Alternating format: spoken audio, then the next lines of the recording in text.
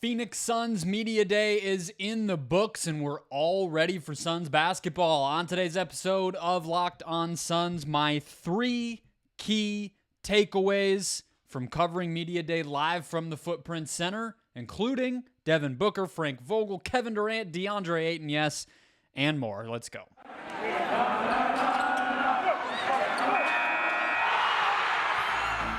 You are Locked On Suns, your daily Phoenix Suns podcast. Part of the Locked On Podcast Network, your team every day.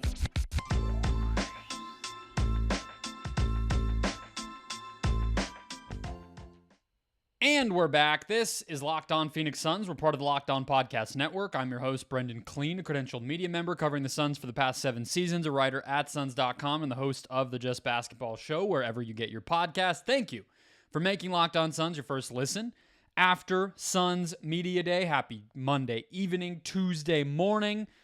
We're free and available everywhere, so if you're not done so already, hit follow, hit subscribe. Get this show in your feed Monday through Friday from now through the rest of time. Become an everydayer. Get locked onto the Suns right along with me throughout what should be an awesome season. And I'm not kidding. I'm not exaggerating. I'm not pumping this thing up and just drinking the Media Day Kool-Aid and hype machine and all that.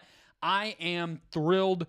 I'm like already pumped for Sunday when the Suns play their first preseason game. And so we will talk about the narrative side of things, the quotables and all that today. But man, today really my biggest takeaway is that I'm excited to watch this team play because I think it's going to be awesome and fun and creative and competitive. But I also think it's going to be a lot of experimentation and change and guys just needing to be adapting and us seeing new stuff every night. And we'll get to that with the Frank Vogel, the nerdy Frank Vogel, as Kevin Durant called it, on an interview with Arizona Sports. But that'll be segment number 2. We'll talk about Ayton to close the show because I didn't want to start there. Where I want to start is Devin Booker.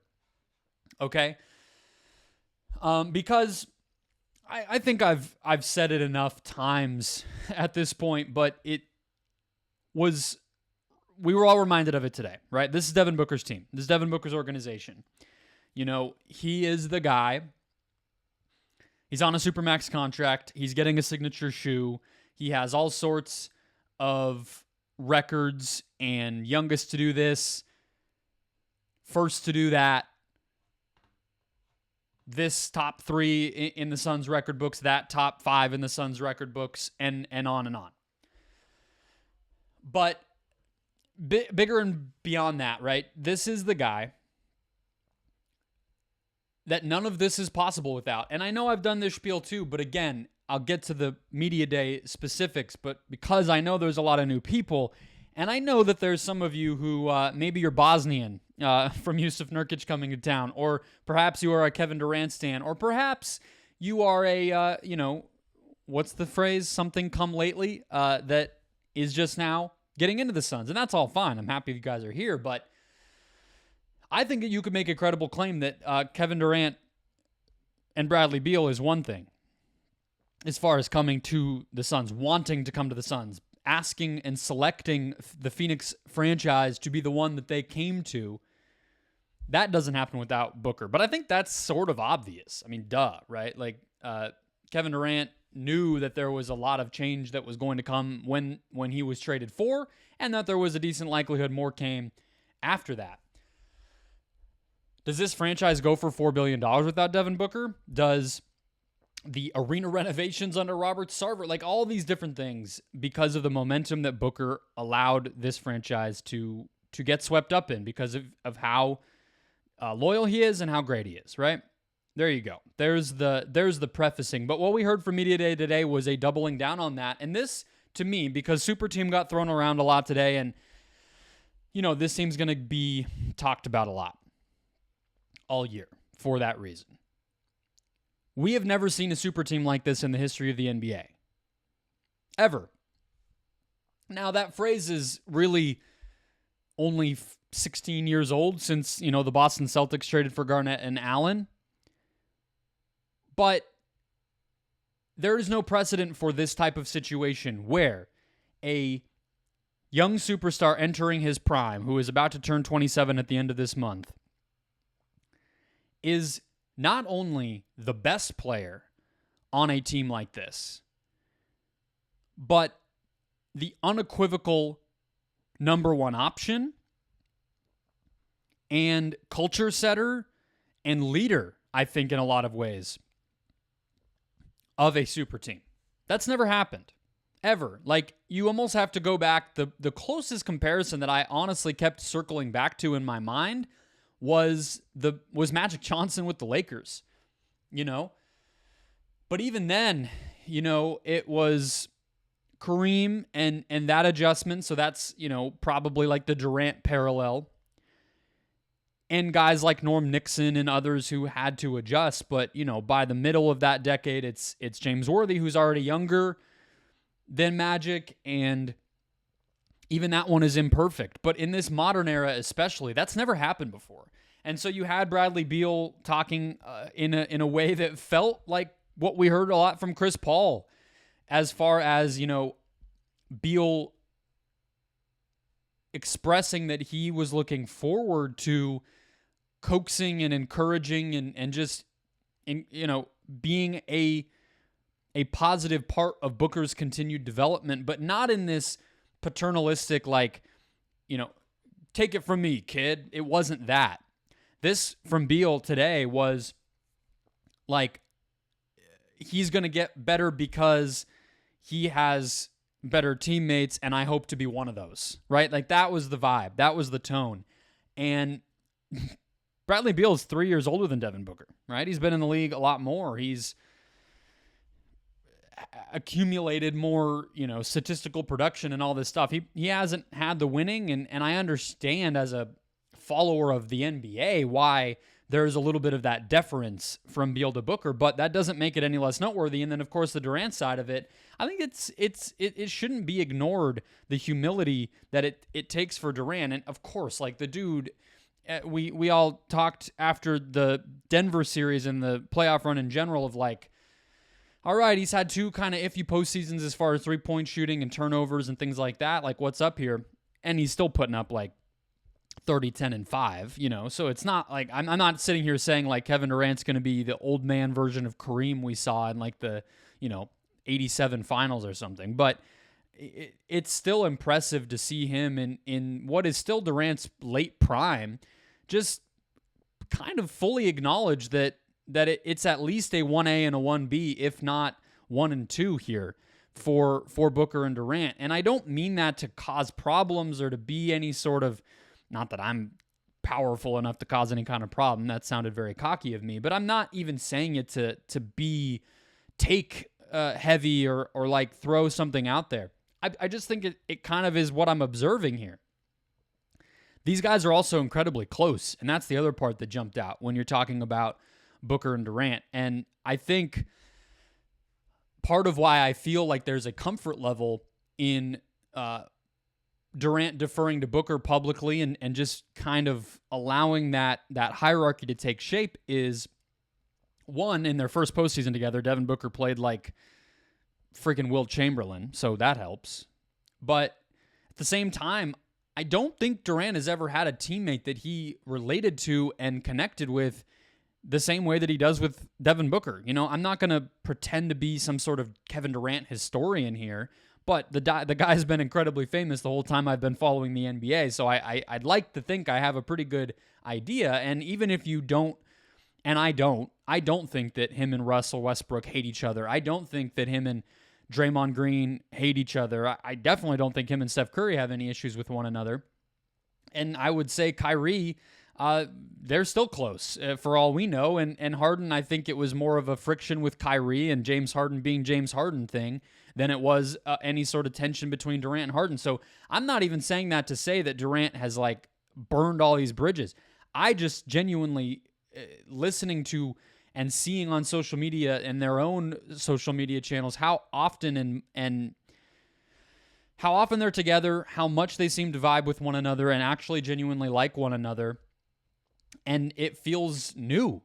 And so I would imagine that goes a heck of a long way when you're trying to gel as teammates, gel as men, and also just do it quickly, because the reality is this team is probably the biggest thing it's fighting against right now is that chemistry. So Booker is that dude.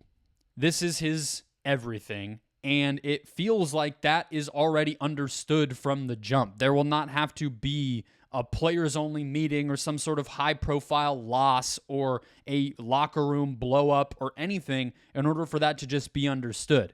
And that matters, especially on teams like this. Let's pivot to Frank Vogel and another quote from Kevin Durant about the nerdiness of Frank Vogel, which Durant said in a very positive way. And we heard a lot of details about what that could look like and what it'll mean for the season today at Media Day. So I'll break that down next. First, today's show brought to you by Ibotta. The weather is getting cooler finally here in the Valley, and that means it's time to stock your closet with winter clothes. And with Ibotta, you can get cash back on winter coats, hats, gloves, scarves, and more for your whole family. Ibotta gives you cash back on hundreds of grocery items, from produce to personal care to pantry goods, so you can make sure you're beating inflation no matter what you're purchasing. Either link your loyalty account or upload your receipt after you shop and get cash back. Easy. The average Ibotta user earns $100 back per year. That could cover the cost of an entire shopping trip, or you could use the cash back to buy the flight you've been eyeing, that game you're dying to go to, or the fancy dinner you've been craving. Other apps gives you points that don't amount to much, but with Ibotta, you get real cash back that you can cash out straight to your bank account or your PayPal account or gift cards to places like Lowe's, Macy's, Sephora, Best Buy, and more. So download the Ibotta app now and use the code LOCKED to start earning real cash back now. Again, App Store, Google Play Store, download the free Ibotta app, use the code LOCKED. IBOTTA in the Google Play or App Store, promo code LOCKED. Keeping it rolling, let's talk Frank Vogel.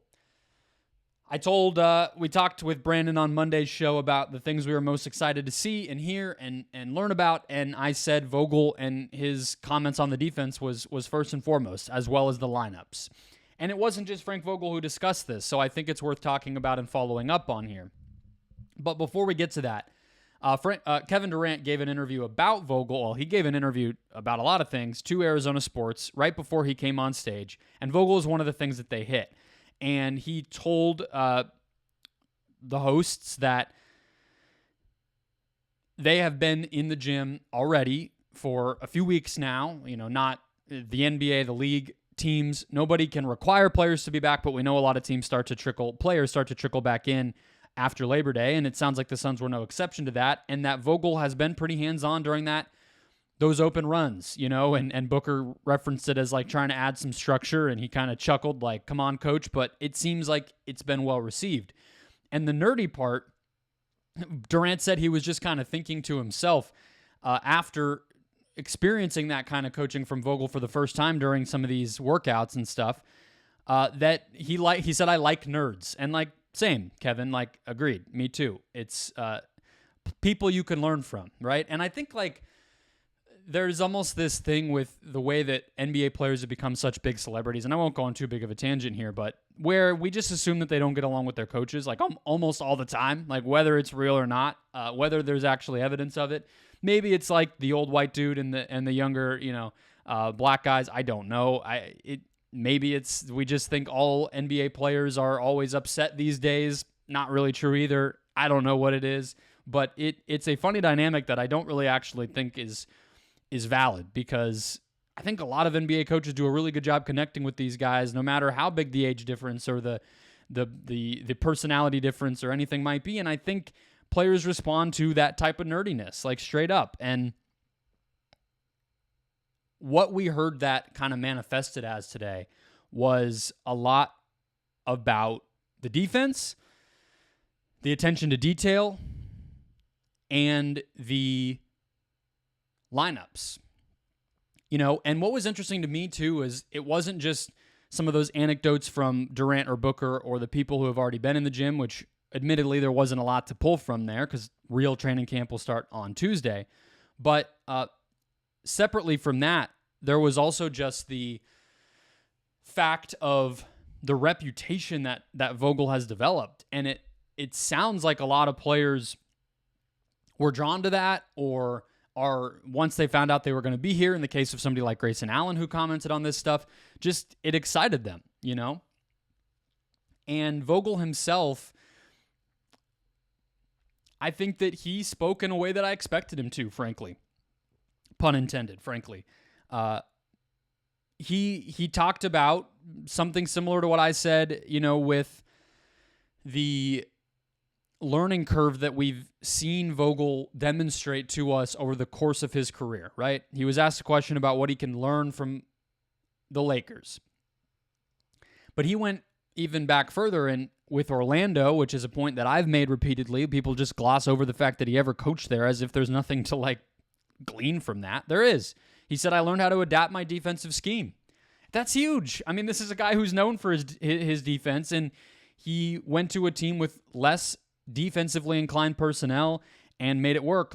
You might hate to hear this, guys, but as far as what Vogel's working with from a pedigree, a defensive pedigree standpoint, we all know Devin Booker and Kevin Durant are good to great defenders when they're locked in, but that's a different kind of thing, and you're not going to want them to do that all the time.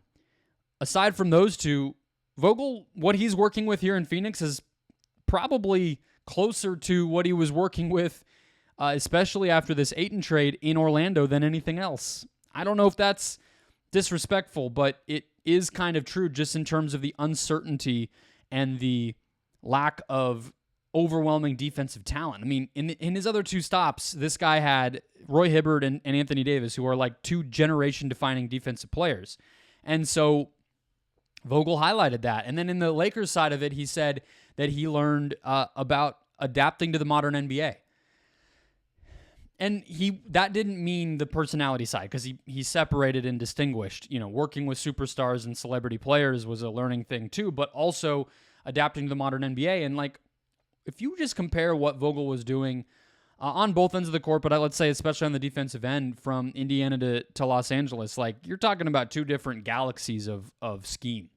And so I think that is going to play itself out. And he was asked about, the roster, what do you think? Can the defense work? Whatever. He said, we have the potential to be a great defense.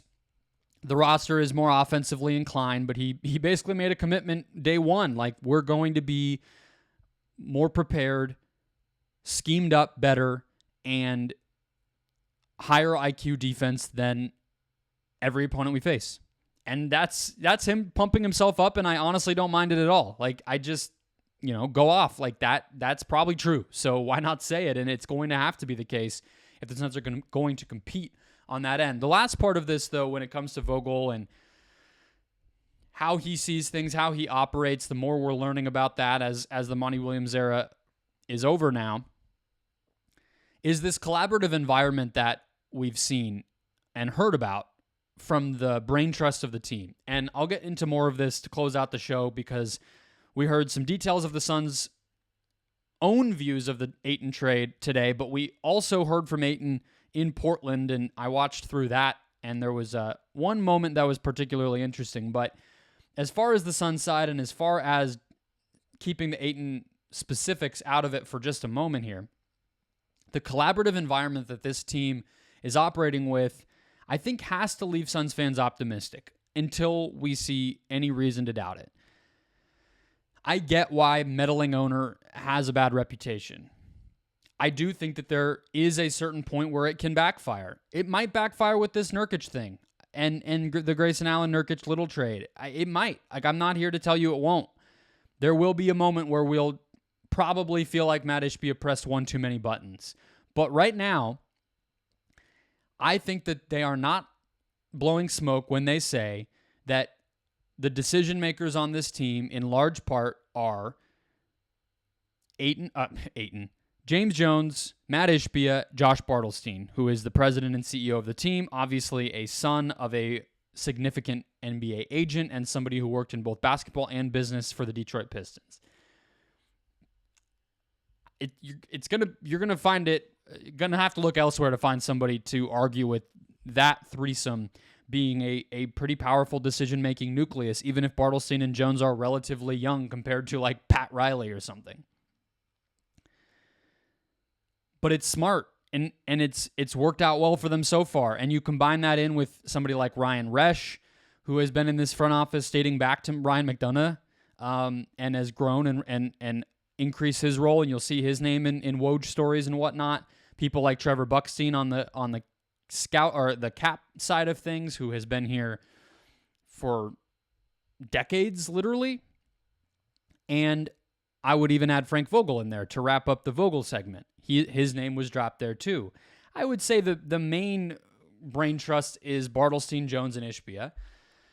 But I would think those other names that I just listed are kind of the secondary group of minds who are coming together on this stuff. And when they're able to execute at the level that they have, and they have the financial green light that Ishbia has been able to give them, you go out and get Bradley Beal, you go out and get Kevin Durant, you sign a lot of great value minimum deals, and you get a trade done for DeAndre Ayton that has the potential to work out in a way that's much better than like the Dallas offer or whatever was out there in the sign and trade market last summer. And look, I'm going to believe in it for now, and if nothing else, like, you can swing and miss on stuff. I think most NBA fan bases, most sports fans would take a brain trust that works well together, has an aligned vision, and gets and executes the vision more so, even if it fails at times, than one that is dealing with infighting or a truly bad owner who makes poor decisions and doesn't get along well with people and just can't get out of its own way. I'll take the first thing 10 times out of 10, even if certain moves do come back to haunt them or bite them. That happens. But I think you can't help but like what you heard. It's just a continuation of what we've been hearing, but nevertheless positive. And everyone had the same great things to say about working with one another. Like, what else can you ask for at the end of the day? And I think, again, until proven otherwise, you're getting straight A's from me. Let's close things out on the Ayton topic. I know it is time to close that book, turn that page, whatever metaphor related to, books and pages and letters that you want to use. But nevertheless, we have to talk about it because it was a big topic of conversation at Media Day in Phoenix as well as Portland. We'll do that after one more quick break. Closing out the show, DeAndre Ayton is gone. We know that. We've talked about that plenty. We've said our goodbyes. We have diagnosed and dissected the trade. We will have one more episode actually coming up on Wednesday that talks from the Portland standpoint. I did a crossover episode with Mike Richmond of Locked On Blazers about the basketball side of things with both Nurkic and Ayton as well as Nasir Little. But we heard from everybody about this.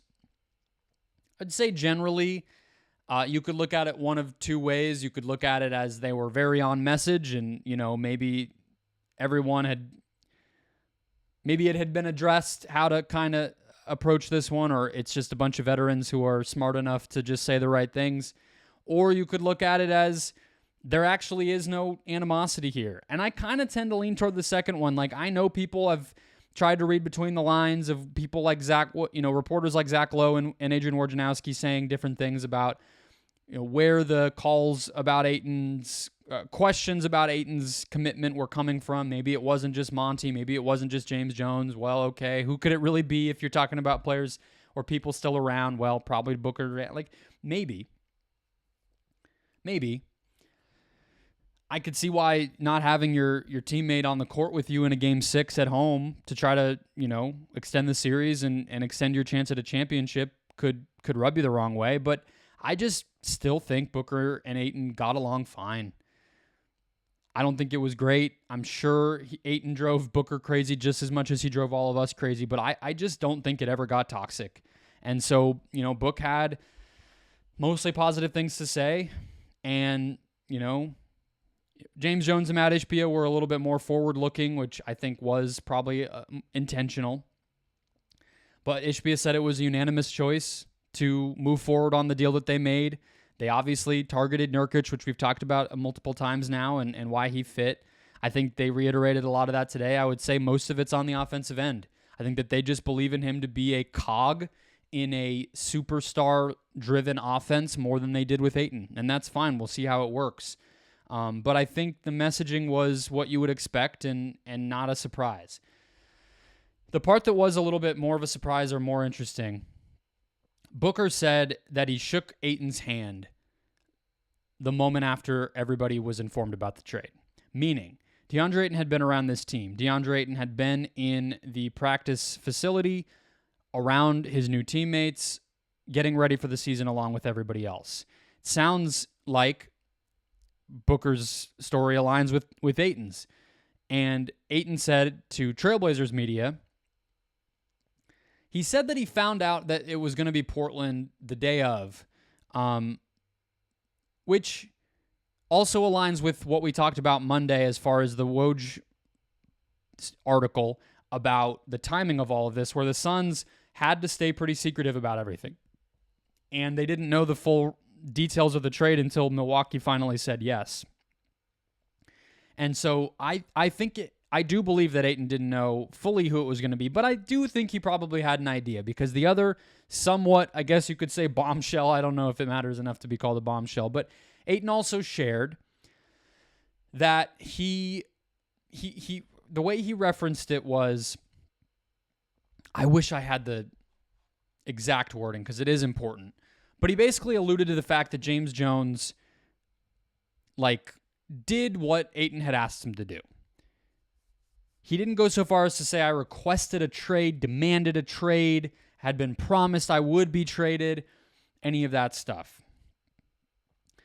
But what my read on the situation is that Ayton likely, based on the fact that he wasn't negative or upset today, I'm just going to speculate that Ayton was keyed into the fact that he may be traded maybe as early as the beginning of the offseason, but I would guess definitely after the Beal trade.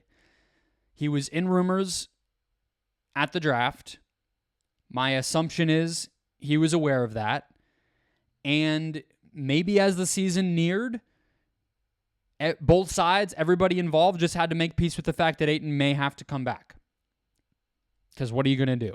But I think the Suns knew, and I wouldn't be surprised if Ayton was given some sort of indication, as I explained on this podcast, that if the Suns were going to make this trade, it likely needed to be during the season or now, needed to be before next offseason, and that if this Lillard thing was going to come to pass, which everybody expected that it would, they logically should get involved with that. And so I think even if you didn't know it was going to be Portland that you were going to, or you didn't know this from the Suns standpoint, who the third team was going to be, it wouldn't surprise me if the Suns said, hey, we are in talks to get involved with one of these big trades. You know, maybe they didn't even say it was a Lillard one because the Harden thing is out there too.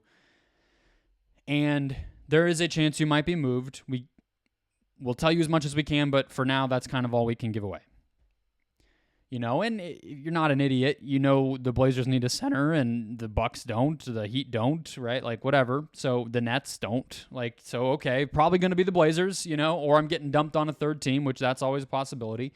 And I think that Ayton, probably just showed up to camp and or you know, the facility and early pre-camp workouts just knowing, yeah, it's up in the air. But he said that he appreciated the way that James Jones handled it.